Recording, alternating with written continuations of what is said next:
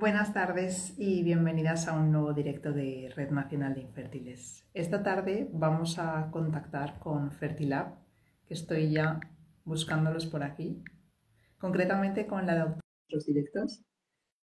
Y con ella vamos a dar respuesta a todas las preguntas que tengáis esta tarde.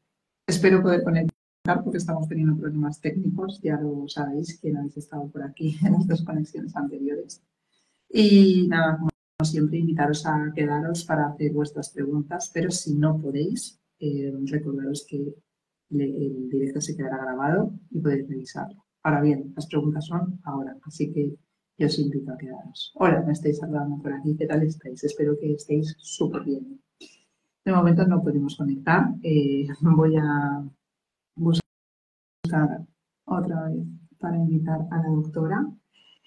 La presento un poquito mientras Instagram decide si se produce o no la magia y la tecnología. Ella es ginecóloga especialista en medicina reproductiva y compagina su maravillosa labor como reproductóloga con la labor de investigadora. Tiene muchos años de experiencia en este campo y muchos de vosotros ya la conocéis, algunos creo que sois pacientes. Y bueno, es un ser maravilloso de luz que espero que me acompañe esta tarde y poder conectar, que de momento veo que está siendo un poco difícil.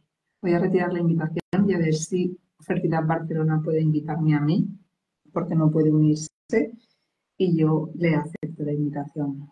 Ana, a ver si puedes invitarme tú y podemos solucionar este tema tecnológico que nos está fastidiando, además de mi constipado. A ver, tenemos por aquí la solicitud, transmitir en directo con Fertilab Barcelona. Yo digo que sí, pero esto no avanza. Aceptar, transmitir en directo. Ahora sí, no me lo puedo creer. Nunca nos alegramos tanto de vernos, ¿verdad? Yo también con vosotras, pero es que no sé qué ha pasado. Estábamos una de cada lado, pues intentando conectar. Bueno, estas misterios de la tecnología. A veces odio profundamente la tecnología. Aunque nos acerque tanto, hay veces que la cogería así. Ya. ¿Qué tal, doctora? Bien, muy bien. ¿Y vosotras? Pues muy bien, por aquí con un montón de preguntas para ti. Son las 19:24. Si a ti te parece bien, lo alargaremos todo lo posible para poder dar respuesta a todas las preguntas que nos han llegado por email y muchas otras que ya sabes van a llegar por aquí por el chat o por la cajita. Que no se vaya nadie, que ya estamos conectados. Perfecto. Ningún problema, nos extenderemos hasta lo que haga falta. Así que, bueno, agradecer, como siempre, la invitación y el poder participar con Fertilab de estas charlas y estas difusiones de información. Qué bien, qué bien. ¿Cómo ha arrancado? ¿Cómo está siendo septiembre? Dime que estáis dando súper buenas noticias. Septiembre, pues bien, estamos con muy buenas noticias porque nos hemos trasladado a un edificio súper guapo y nuevo y maravilloso que hacía mucho tiempo que estábamos esperando, así que en septiembre arrancó con todas las energías y con todas las ilusiones de Fertilab. Jolín, qué guay, ¿no? Tengo que ir a visitaros. Ha hecho un cambiazo. Sí, ¿no? Es muy importante, ¿verdad? El lugar donde suceden las cosas, porque cada detalle cuenta, al menos emocionalmente, ¿verdad? Totalmente. Estamos en unos espacios mucho más cómodos, más luminosos, nuevos. No, hay una vibración súper bonita, súper bonita. Y lo recibimos de los pacientes, que están entrando, que nos conocían del pequeño y bueno, están... Es como muy guapo, ¿no? Sí. Qué bien, qué bien. Pues nada, arrancamos sin más dilación, si te parece bien. Venga. Mira, tenemos por aquí algunas preguntas, como siempre, más fáciles y más complejas. Vamos a ir de menos a más. Cuando sea un caso, yo te digo que cojas boli. Dice una paciente por aquí, ¿qué pruebas genéticas podemos o debemos hacernos en un tratamiento de reproducción asistida? Pruebas genéticas. El cariotipo es el estudio genético básico que hacemos a todos los pacientes. El cariotipo no es más que es un análisis de sangre que tardan unos 3 semanitas los resultados y donde te dicen un poco lo que es tu mapa genético. Es decir, todas las personas en nuestro cuerpo, en cualquier célula de nuestro cuerpo, en su interior está en lo que llamamos el DNA o el ADN, que es el material genético, y está empaquetado en lo que llamamos cromosomas, ¿vale? Y todos tenemos 46 cromosomas, es decir, 23 pares de cromosomas. Y esto, la mayoría de las personas es genéticamente normal, pero hay un 1% de la población o de las parejas que detectamos algún tipo de alteración que a veces la persona no la manifiesta físicamente. Si personas transitan por la vida sin saber que son portadoras de estos problemas y que pueden ser una explicación a su infertilidad, ¿no? Y que también nos permite una información muy importante antes de embarcarnos en un tratamiento de reproducción asistida, porque hay medidas que podemos adoptar y un mejor asesoramiento de cara a las parejas en cuanto al éxito reproductivo, a lo que nos podemos esperar en los embriones y a una explicación también de lo que ha transitado, ¿no?, esta pareja. O sea, el cariotipo es lo primero y básico.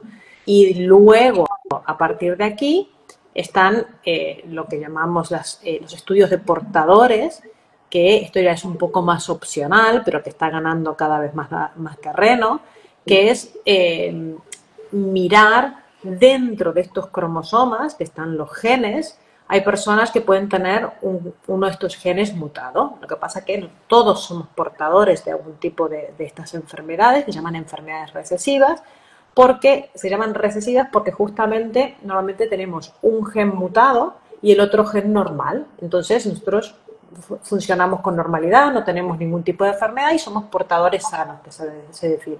Es decir, que todos tenemos nuestra información genética por duplicado, ¿eh? O sea, uno viene de nuestra madre y otro de nuestro padre. Y a veces tenemos un mutado del padre y a veces de la madre. ¿Qué pasa? Este tipo de análisis se realizan, se hace como un mapeo de qué enfermedades es portador uno y en el caso de la pareja lo mismo. Y entonces se ven si estas parejas comparten una enfermedad recesiva. Entonces, en caso que la pareja comparta una enfermedad recesiva, claro, hay un riesgo de que si ella aporta el gen mutado y él también, hay un 25% de posibilidades de que esta pareja tenga un niño con esta enfermedad. Entonces, son enfermedades raras, pero normalmente son enfermedades complejas o que pueden producir deficiencias importantes. Entonces, bueno, hay parejas que buscan hacerlo por mayor seguridad. Claro, son pruebas que tienen un coste elevado, este es el problema. O sea, si fueran pruebas que fueran económicas, seguramente nos lo haríamos todos y posiblemente en un futuro este tipo de test van a formar parte quizás de una consulta ginecológica en cualquier pareja que quiera buscar embarazo de forma natural. Pero a día de hoy todavía son estudios caros que también tardan sus 4 o 5 semanas y claro, tener esta información muchas veces te hace tener que tomar luego unas decisiones que también son complejas, porque según tipo de enfermedades que te encuentras, el riesgo, tal, tienen que recibir un asesoramiento más complejo. Entonces, yo diría que en principio el cariotipo seguro y los estudios de portadores ya sería algo más opcional, dependiendo un poco también los antecedentes de la pareja y, por supuesto, si son conocedores, ¿no?, en la familia, si hay un riesgo de una enfermedad en concreto por algún familiar cercano. Vale, pues teníamos varias de genética, pero la verdad que han quedado resueltas casi todas. Bueno, la única quizás, ¿cuáles son las causas genéticas más frecuentes que puedan producir infertilidad? Las más frecuentes pueden ser algunas que están asociadas a los cromosomas sexuales, ¿vale? Hay algunos síndromes. Si el cromosomas sexuales me refiero que cuando hablamos del cariotipo, que dijimos que son estos 23 pares de cromosomas, los cromosomas se clasifican con números, el par 1, el 2, el 3, hasta el par 22, y el par 23 ya no tiene número, tiene letras, que son los cromosomas sexuales. Las mujeres son XX y los hombres son XY.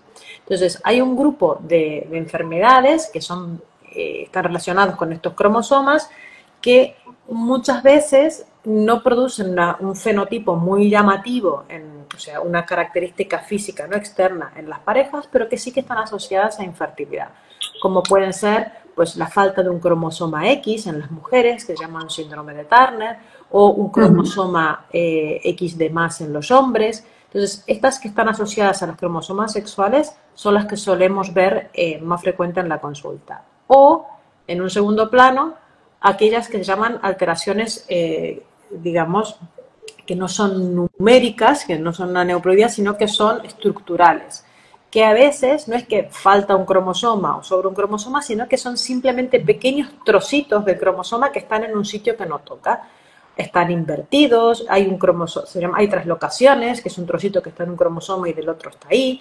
Entonces, estas son como mucho más sutiles y que a veces nos las encontramos cuando pedimos estos cariotipos. Vale, pues queda súper claro. Continuamos por aquí con todas las preguntas que tenemos. Dice así una paciente, ¿hasta qué edad puedo realizar un procedimiento de reproducción asistida? Dice que si su papá tiene Parkinson, esa es una pregunta. Y la otra es, si mi papá tiene Parkinson, mi hijo lo tendrá. A ver, los tratamientos de reproducción asistida tienen como, hay diferentes escalones de complejidad, ¿vale? Está la inseminación artificial, está la fecundación in vitro y está ya luego el tratamiento de ovodonación. Según el tipo de tratamiento, hay diferentes edades límites. Normalmente la inseminación suele ser para chicas menores de 37 años o, en caso de chicas, parejas de mujeres o chicas solteras, se puede extender un poquito esta edad.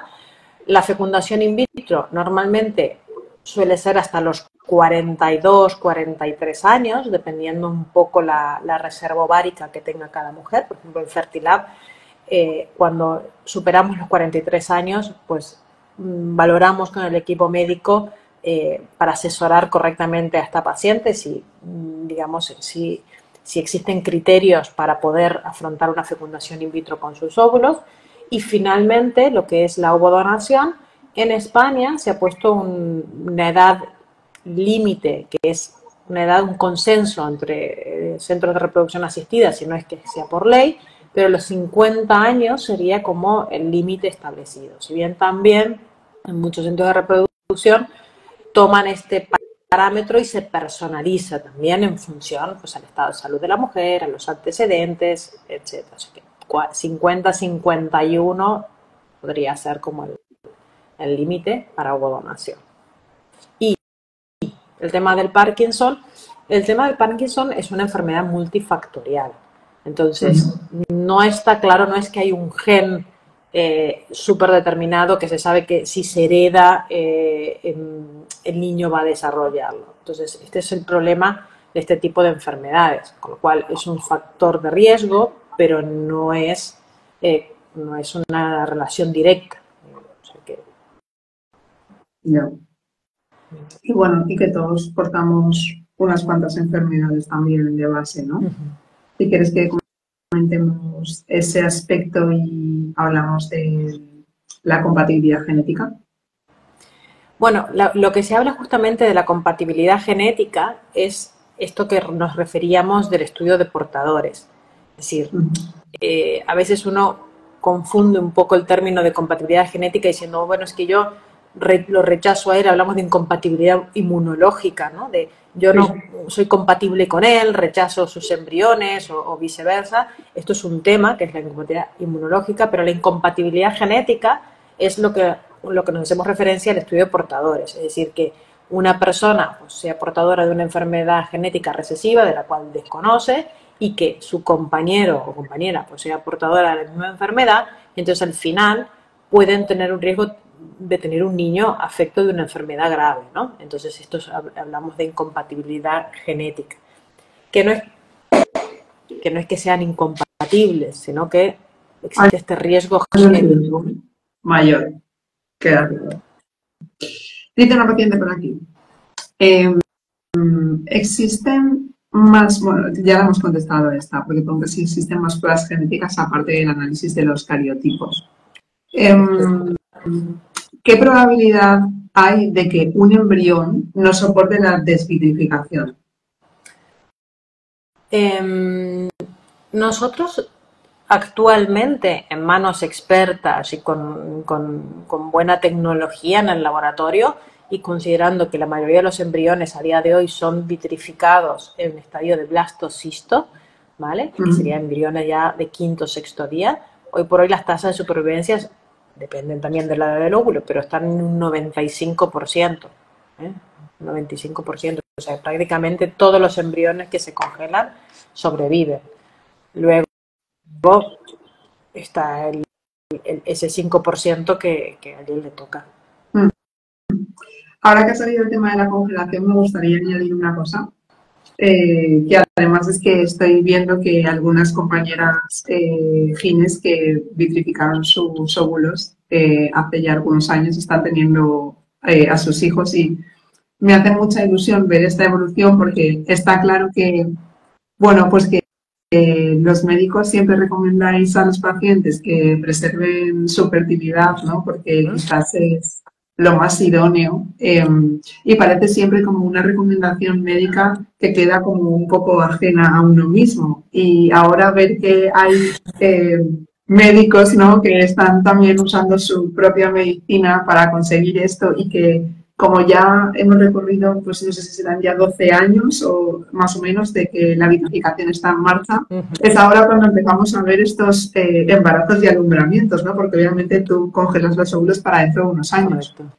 Y con esto lo que quería decir es que obviamente que la vitrificación ha sido maravillosa y una revolución, y que ahora estamos viendo esos frutos, ¿no? Después de tanto tiempo que la habéis recomendado. Correcto, es cierto, esto es muy gratificante que hoy por hoy vengan a la consulta chicas a recurrir a estos óvulos, o sea, que no empiezan de cero, ¿no? O sea, que con un pronóstico completamente diferente al que le podríamos haber dado si hubieran acudido sin ellos, ¿no? Entonces, esto realmente nos hace que la consulta pues sea muy chula, ¿no?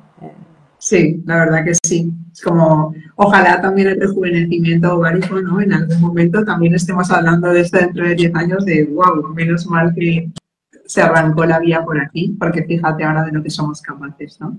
Qué bonita es la medicina reproductiva, y qué suerte de vivir en este país y tener tanto nivel. Totalmente de acuerdo. Continuamos. Preguntaba una paciente por aquí. Aborto por causas genéticas. ¿Vale la pena mirar fragmentación de ADN y hacer DGP? Gracias. Sí, sí, las mujeres que han experimentado pérdidas de embarazo, en estos momentos estamos hablando de 2 o más abortos, y sobre todo si hay un indicador, porque muchas veces hay un estudio genético de estos embriones, o hay ya o hay un diagnóstico prenatal que nos lo indica que este aborto está sucediendo porque el embrión no está bien. Si ya hay un indicio de que es algo genético, entonces hay que ir el escalón más arriba, ¿no? Es decir, bueno, si el embrión no está bien, esto es o porque el óvulo no está bien o porque el esperma no está bien. En los óvulos, lamentablemente, no tenemos test a realizar. Entonces, intuimos a veces en función a la edad de la mujer, en función a la reserva ovárica que tiene, o en función a si sufre alguna patología como endometriosis o algo que nos hace sospechar que puede venir de origen ovocitario, pero si no a nivel masculino, tenemos los únicos test que tenemos, bueno, hay más, pero los primordiales serían el test de fragmentación, sobre todo cuando uno valora la fragmentación hay diferentes técnicas y hay algunas que valoran lo que llamamos la fragmentación de cadena simple y otros de cadena doble. Y se ha visto que son sobre todo los de cadena doble los que están relacionados con los abortos, con lo cual es importante en el momento de hacer la fragmentación hacerlo con un método, si queremos ser puristas, si queremos ir al detalle, de que nos brinden información sobre todo de cómo está la doble cadena. Y a nivel del FISH es, digamos, un estudio que en los espermatozoides mira si justamente ese material genético está distribuido equitativamente. Es decir, uno a veces puede tener un cariotipo normal, pero a nivel del testículo, cuando se fabrican estos espermatozoides y se divide ese material genético en 23 cromosomas y 23 cromosomas, aquí puede haber errores en la fábrica testicular que hace que este material sea desequilibrado. Entonces, este espermatozoide, cuando va a formar un embrión, pues arrastrará este problema genético. Entonces, en estos casos, a nivel masculino existen estas dos pruebas, pero luego, evidentemente, estas parejas cuando fecundan sus óvulos y forman los embriones, tienen la indicación de hacer el PGTA, de hacer el estudio genético sobre el embrión, estudio preimplantacional. Es decir, esto es fundamental. Vale. Tenemos muchas preguntas de genética porque esta tarde es sobre esto y nos han llegado un montón. Por correo dice otra paciente por aquí. Tengo el factor Leiden. Nos hemos hecho un tratamiento de fecundación in vitro con estudio genético. Y la pregunta es, ¿el Clexane se administra una vez se está embarazada o antes de la transferencia del embrión? Esto depende un poco de los protocolos de cada centro. Nosotros habitualmente lo iniciamos, si es por un factor 5 Leiden, que es dentro de las trombofilias o los problemas de coagulación que tienen las mujeres, que esto es lo que se refiere, un poco para que las chicas lo conozcan. Hay chicas que tienen problemas de coagulación, significa que la sangre es más densa y entonces en el momento que, por decirlo de una manera, más densa entre comillas, lo cual implica que en el momento que el embrión quiere implantar y al nutrirse de los vasos sanguíneos de la madre, si no lo hace correctamente porque esta circulación no está bien, esta mujer puede sufrir abortos de repetición. Entonces, y también pueden tener un riesgo de lo que llamamos trombosis, es decir, que se forme algún coágulo, una venita que se tape en determinadas circunstancias, como los tratamientos hormonales. Entonces, en estos tipos de pacientes que tienen un factor 5 Leiden, es una de las trombofilias que se clasifican de alto riesgo, porque luego hay otras que dan un riesgo más intermedio y otras de riesgo bajo. En estas que son de alto riesgo, nosotros normalmente comenzamos o con el tratamiento hormonal sustitutivo, o sea, en el momento que las chicas empiezan a tomar estrógenos, ya empezamos a dar el Clexane, o si lo está haciendo con ciclo natural, en el momento que inicia la progesterona, que es más o menos una semanita antes o 5 días antes de la transferencia. Esto siempre y cuando esté haciendo un tratamiento de reproducción asistida. Si la chica es conocedora de esto y está buscando de forma natural, evidentemente no se va a empezar a pinchar 10 días antes de que le baje la regla. Es decir, en caso que le dé el test de embarazo positivo, entonces empiezan con el Clexane. Pero normalmente los tratamientos de reproducción asistida solemos ser un poquito más precavidos, digamos, y empezamos un poquito antes porque ya sabemos el día que vamos a transferir el embrión. Pero que lo empiece en el momento de la transferencia tampoco, no sé si va a variar mucho, ¿eh? O sea, no sé si varía muy mucho. Vale. Tenemos unas preguntas aquí en la cajita, que creo que puedes ver ahí abajo, y que dice una paciente, ¿recomendarías el matching genético con óvulos propios y donaciones de gameto masculino? Cariotipo, ponelo. Claro, a ver, el cariotipo sí, y lo que es, entiendo que es una chica que va a recurrir a un donante de esperma, y entonces en las clínicas, hay algunas clínicas que lo hacen obligatorio, ¿eh? O sea, hay algunas clínicas que por un defecto le dicen a las chicas que tienen que hacer sus estudios de portadores, y entonces para curarse en salud ya hacen el matching genético con el donante. Hay otras clínicas que lo dan de manera opcional, porque como dijimos, como son test genéticos que salen caros, claro, a veces el coste de este matching genético tiene casi el mismo coste que una inseminación. Entonces, claro, una chica soltera que va a hacerse su inseminación, a veces no se quiere gastar este dinero, ¿no? Y sí que es verdad que para que comprendan un poquito la rentabilidad de esto, normalmente en los estudios, cuando han estudiado a 5.000 pacientes, la posibilidad de que haya un matching desfavorable es alrededor de un 3%, ¿vale? Con lo cual, si ella no se hace el estudio, la posibilidad de que le adjudiquen un donante que comparta sus mismas enfermedades es de este porcentaje. Y normalmente de este 3%, el 1,5%, o sea, la mitad de estos, se deben a una enfermedad que se llama fibrosis quística, que es una de las enfermedades más frecuentes en el área mediterránea, que por ley los donantes ya están descartados de esta normalmente.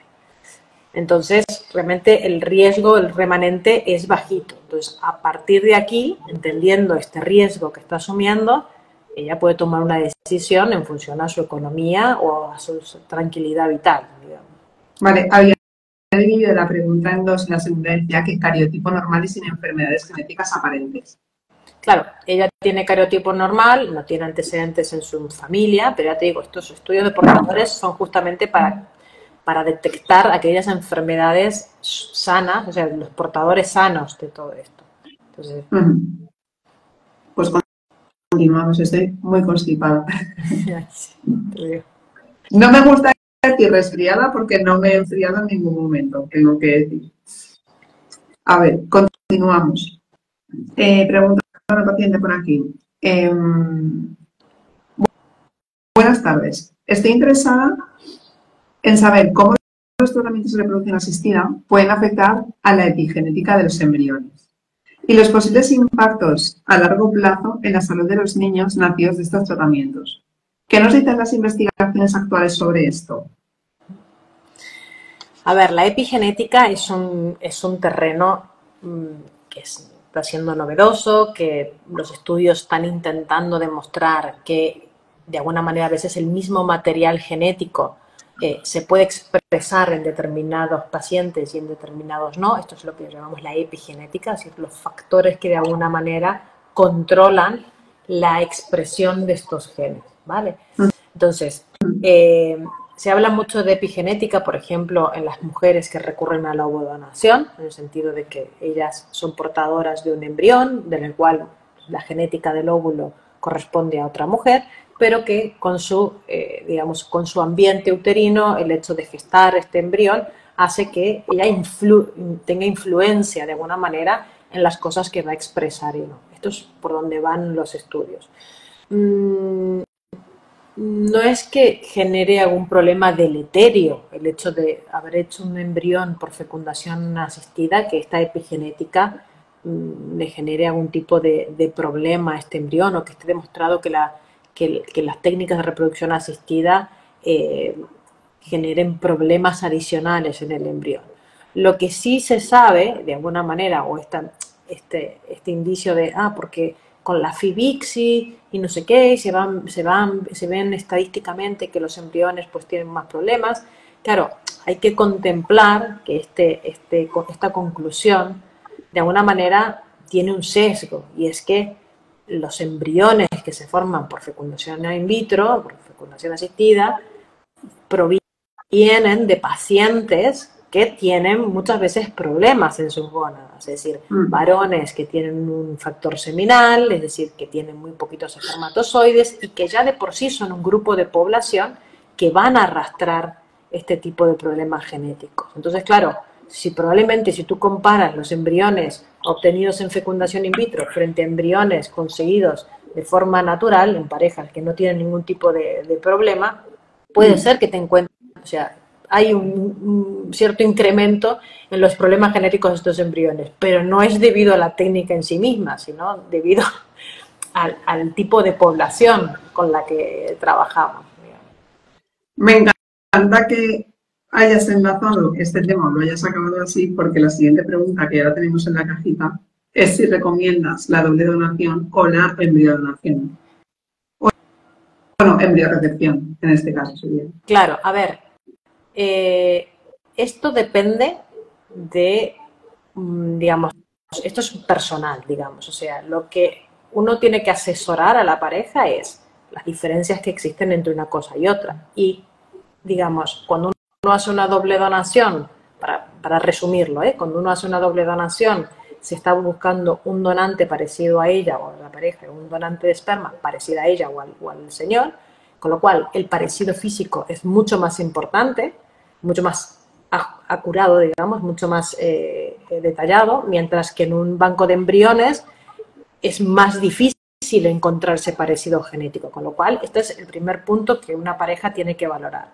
En segundo lugar, los embriones cuando se forman por doble donación son los mejores embriones que se van a utilizar, van a ser para ellos, o para la pareja. Mientras que en un banco de embriones normalmente hay que comprender que el origen de estos embriones vienen de un ciclo previo, de una pareja o de una chica que ha hecho un tratamiento, se ha quedado embarazada con ese primer embrión, con lo cual lo que queda en el banco son los remanentes de ese ciclo. Y el origen de la calidad de estos embriones, a veces, del primer embrión al menos, no es tan, la tasa de embarazo a veces no es tan equivalente. O sea, nosotros en nuestro centro vemos que en doble donación, un embrión de doble donación tiene un 50% de tasa de embarazo, mientras que lo de un banco de embriones tiene un 40%. Es sutil la diferencia, pero es explicada por esto, por el origen en que son formados. Y por último, otra cosa, por último no, la tercera sería que la doble donación, por supuesto, los donantes tienen unos estudios mucho más exigentes en cuanto a genética, en cuanto a matching genético hecho, mientras que en el banco de embriones los estudios son más laxos, son los mínimos y necesarios para poder hacer una donación. O sea, que las parejas no tengan antecedentes, que la chica tenga menos de 35 años, que el semen del marido esté bien, pero el origen es un poquito más heterogéneo. Entonces, estos son las tres grandes diferencias y la última, que no la dije, pero es el precio. Claro, un embrión de banco es mucho más económico que emprender una doble donación. Entonces, a partir de aquí, ¿qué es lo que recomiendo? Claro, depende de la persona que tengo delante. Si es una chica que quiere exigir un parecido físico porque ya que está renunciando a ello, pues le es muy importante, pues tiene que ir a una doble donación. Si es una pareja que quiere, está muy preocupada por el tema genético y tal, pues tiene que ir a la doble donación. Si es una pareja que quizás está planteando más de un niño y su proyecto de familia es decir, bueno, quiero fabricar 3 o 4 embriones para mí, porque quiero tener remanentes por en caso de un futuro embarazo, pues tiene que ir a la doble donación. Porque tú cuando vas a un banco vas de embrión en embrión.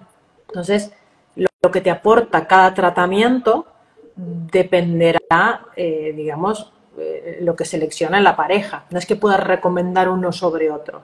Es decir, hay veces que si la chica es soltera y no le importa mucho el tema, dice, bueno, es como adoptar, ¿no? O sea, mi parecido físico no me es tan relevante. Digo, nosotros tenemos programas de gestación garantizada con banco de embriones. Es decir, que confiamos plenamente en que podemos embarazar a los pacientes con programas de banco de embriones. Entonces... Está muy interesante ese pack de gestación garantizada. Sí. Porque la verdad que es un pack también que anima un poco a la sostenibilidad también, por lo que dices, si no te preocupa, pues para qué generar algo nuevo, ¿no? Si lo tenemos también, es verdad, hay muchas parejas también que por filosofía optan por el banco de embriones, porque va con esta idea, ¿no? También de adoptar pobres embriones que están ahí y no generar de nuevos. Es que yo creo que es un tema que cada vez tenemos que intentar comentar más porque creo que es el gran desconocido, ¿no? Y por lo que estás contando ahora, yo quería hacer dos aportaciones que no sé si son así. Por ejemplo, entiendo que también habrá congelado en el banco de embriones que han sido configurados a raíz de un óvulo de una donante y un espermatozoide de un donante, porque entiendo también que la efectividad de sus embriones es tan alta que si hay una corte de 6 embriones, igual en la segunda transferencia hayamos cumplido el deseo reproductivo.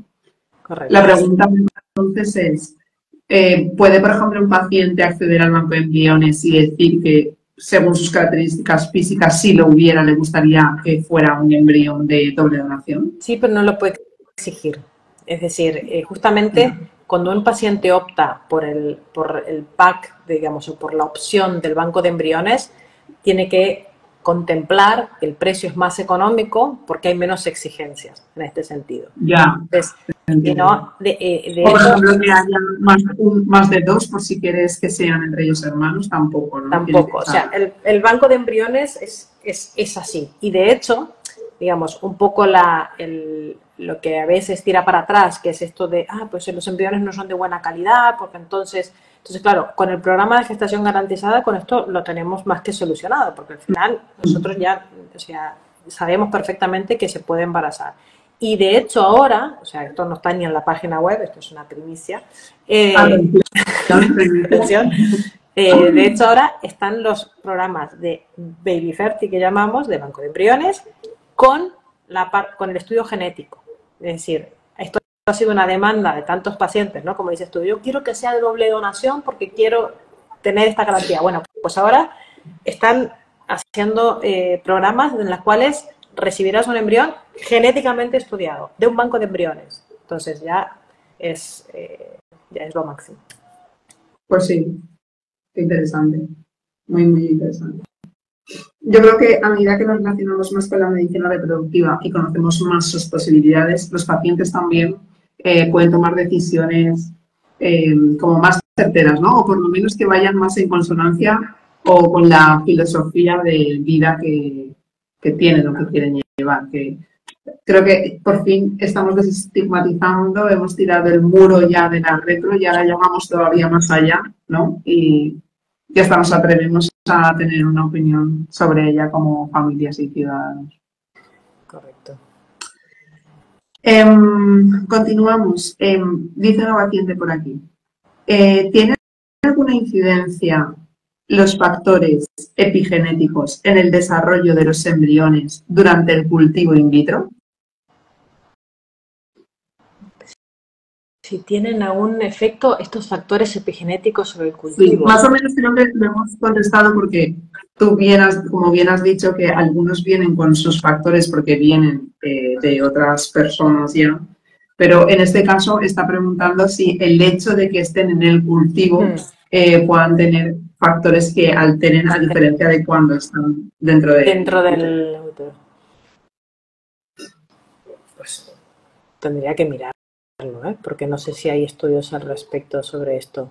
Y la epigenética todavía no es tan grande, ¿no? No tiene todavía tanta relevancia a nivel científico.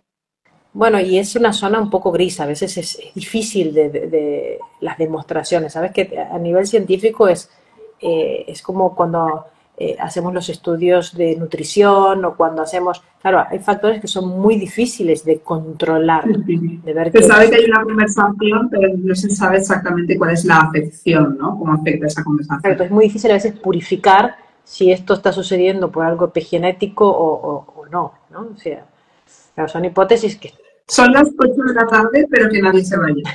Porque como a las 8 siempre acabamos, hoy no vamos a acabar a las 8. Hoy continuamos que hemos empezado más tarde. Acabaremos como a las 8:15, 8:20, o sea que tenemos un ratito todavía por delante.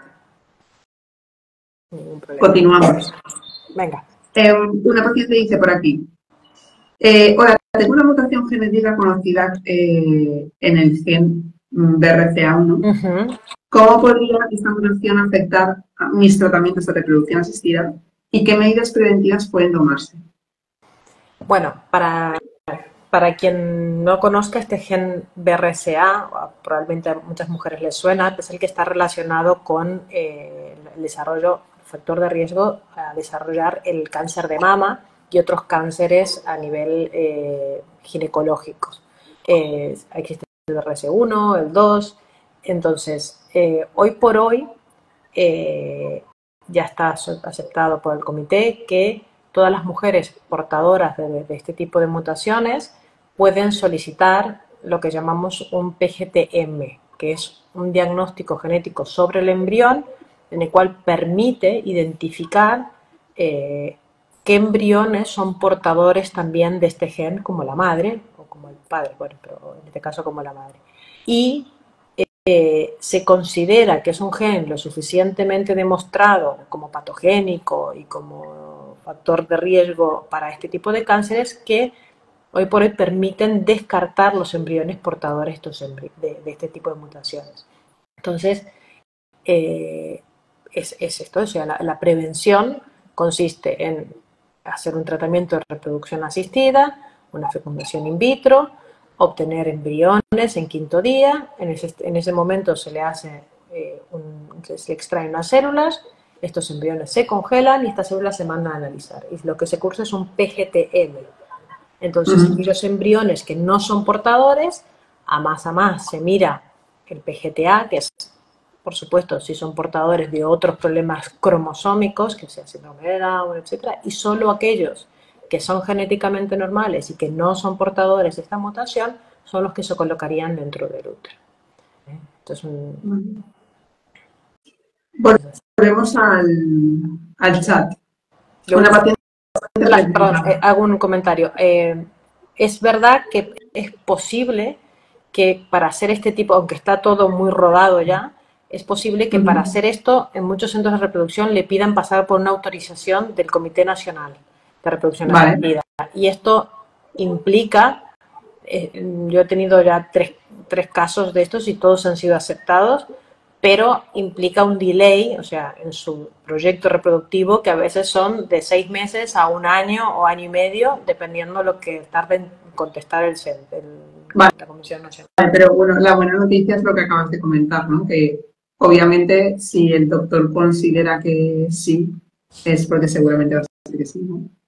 Sí, porque ya digo, todos los que hemos pasado por el comité han sido aceptados, ¿eh? Entonces, mira, vale. por la Comisión Nacional. Volvemos al chat porque tenemos 2 preguntas que acaban de hacer, o 3. Una dice por aquí. Tengo 43 años, he sufrido un aborto hace 4 meses, lo sentimos muchísimo.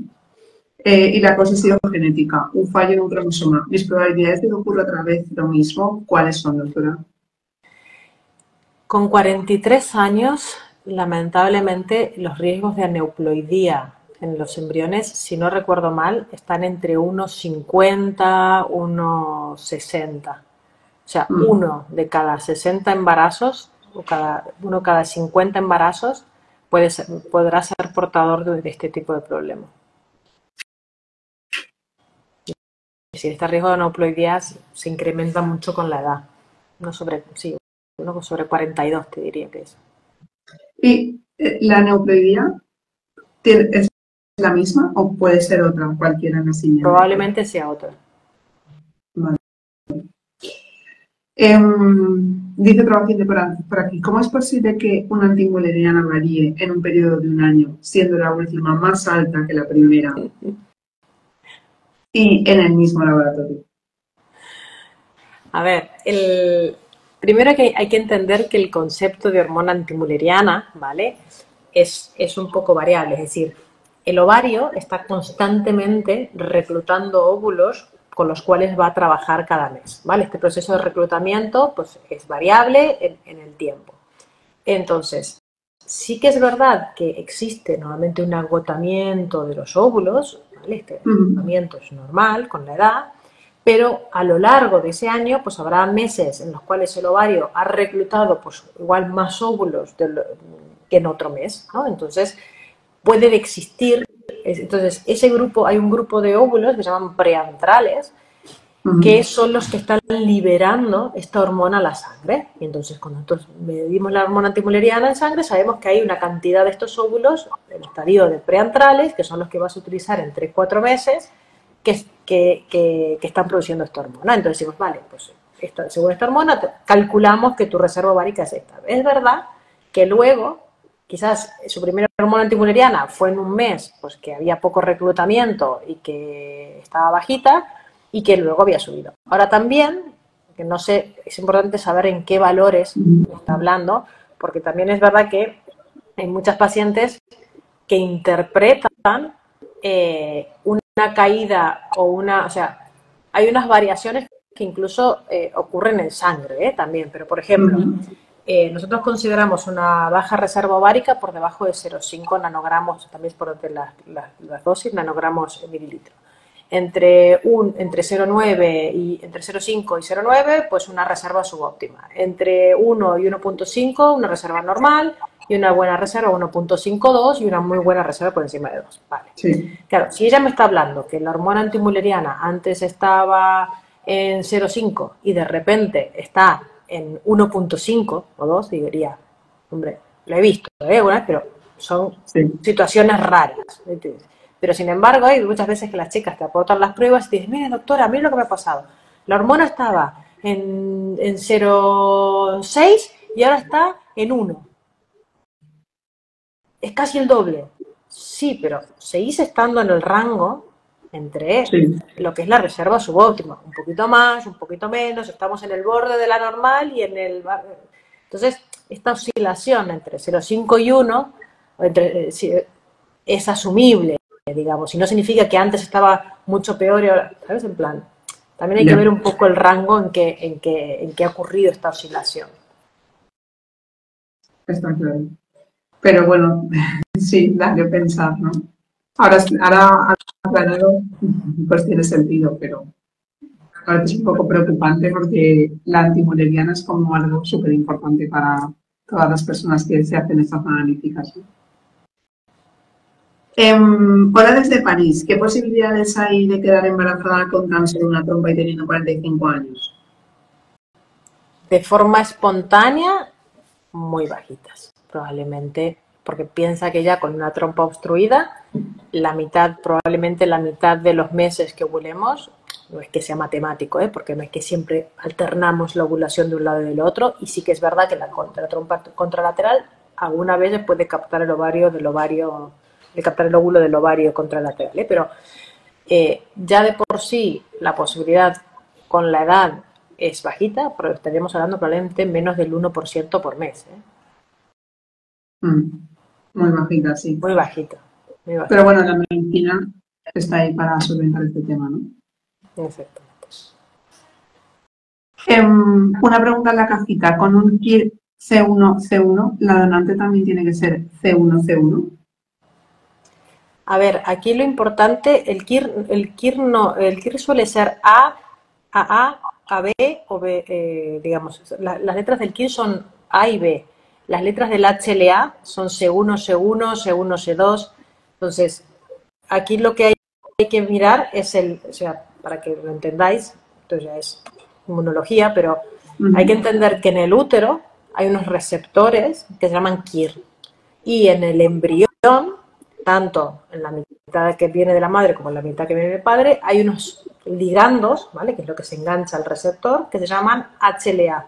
Entonces, si ha visto que las mujeres, según qué tipo de KIR tienen, pueden Sí. conectar mejor con un tipo de HLA, ¿vale? Los HLA suelen ser C1, C2, o C1, C1, o Ujú. C2, C2, y el KIR suele ser AA, AB o BB.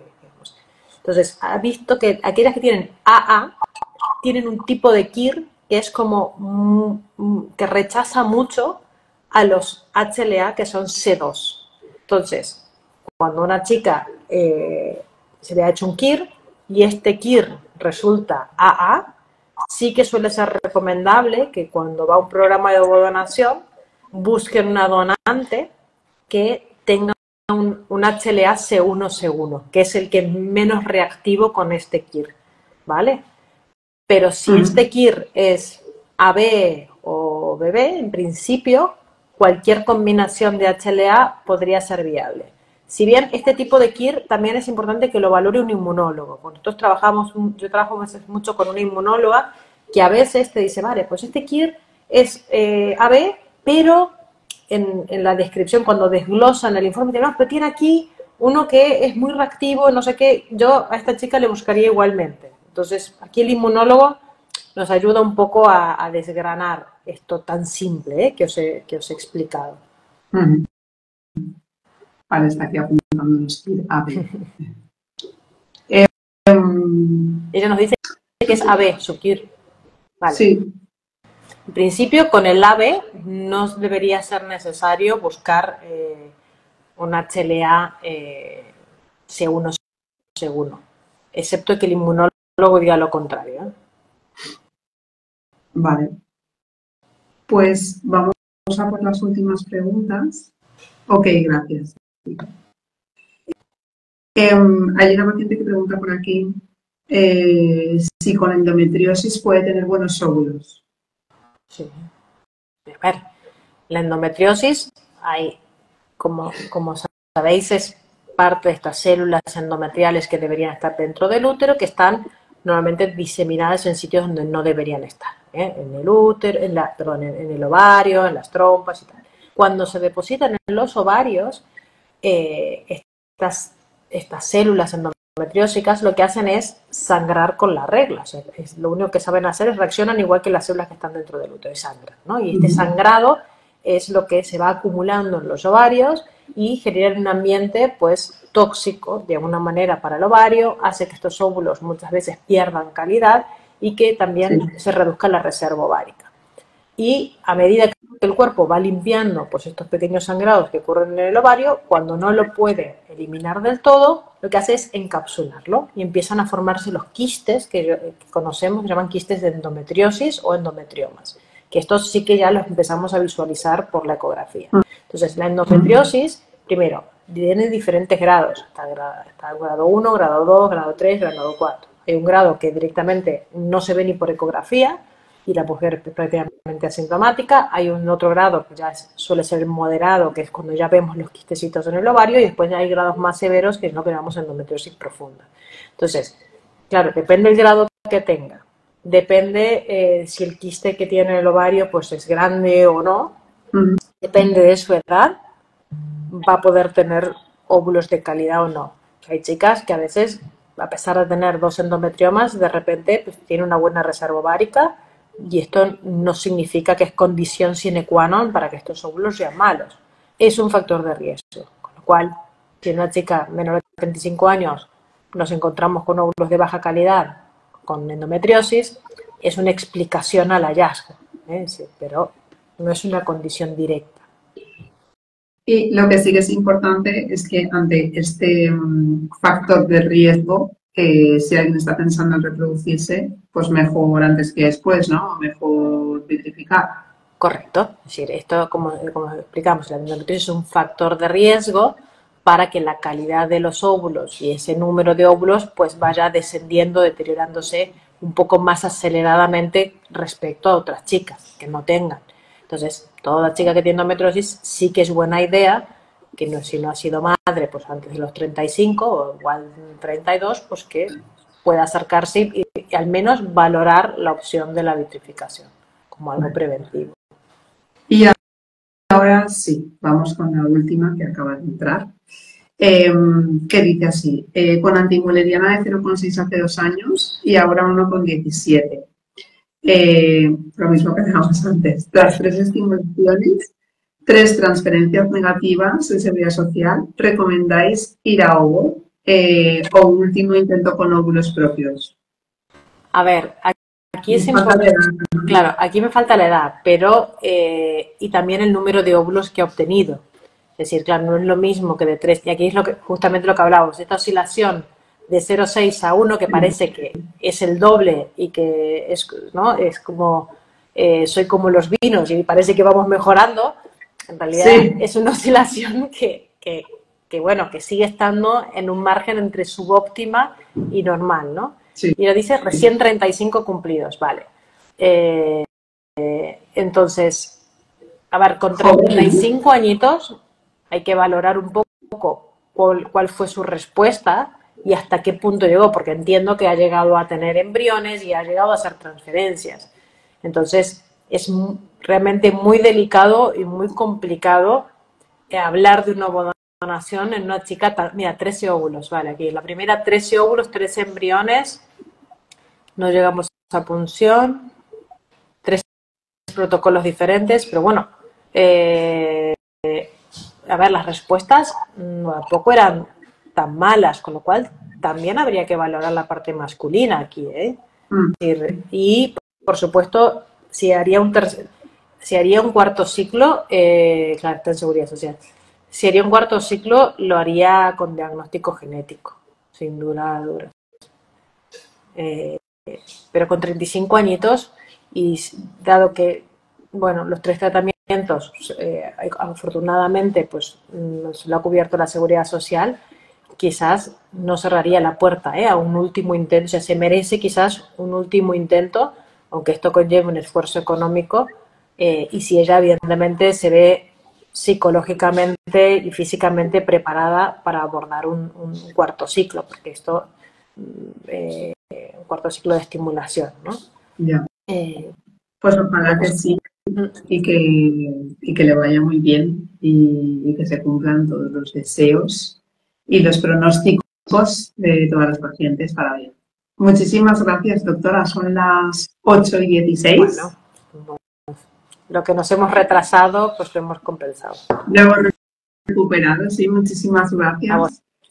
A ver, entra por aquí así rápidamente. Quería preguntar si pongan 2 embriones. Yo creo que querrá decir si es mejor. Normalmente no. Normalmente, hoy por hoy, la tendencia es poner solo uno. Básicamente porque el problema, cuando hay problemas inmunológicos, lo que hablamos de la HLA y el C1, cuando el problema viene por aquí, el hecho de que haya más embriones, hay más material genético para rechazar, entonces la reactividad es mayor. Esto es un poco la hipótesis que tienen los inmunólogos. Segundo, porque cuando colocas 2, evidentemente los partos, si hay una gestación gemelar, las gestaciones son más complicadas y a veces puedes tener problemas durante el embarazo que no hubieras tenido con uno solo, con lo cual puede hacer que una cosa termine mal, ¿no? Por el hecho de que haya 2.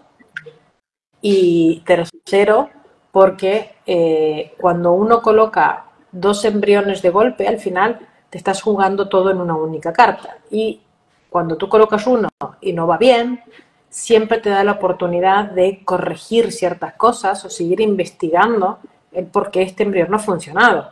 Entonces, a veces hacemos un estudio de microbiota, a veces agregamos algún tipo de heparina o algo para que la circulación mejore. O sea, te permite ajustar y corregir ciertas cosas de cara a una segunda transferencia. Bueno, pues ahora sí, nos despedimos. No sin antes recordar que en Fertilab hay un convenio con Red Nacional de Infértiles en el que la primera visita es gratuita. Hay un 10% de tratamientos de reproducción asistida y hasta un 15% de bonificación en programas de embarazo y parto garantizado para asociadas. Agradecerte, como siempre, Ana, este ratito que ha sido maravilloso. Y iremos a veros todos, esa clínica súper chula y nueva. Exacto, pues te agradezco muchísimo, como siempre, la invitación y el poder participar y poder hablar con todas estas mujeres y poder ayudar. Y así que estáis todas invitadas, pues eso, a conocer nuestras nuevas instalaciones y asesoramiento el que necesiten. Muchísimas gracias. Un abrazo muy fuerte a todas y que vaya muy bien. Hasta la próxima, doctora. Adiós, muchas gracias. Chao. Adiós.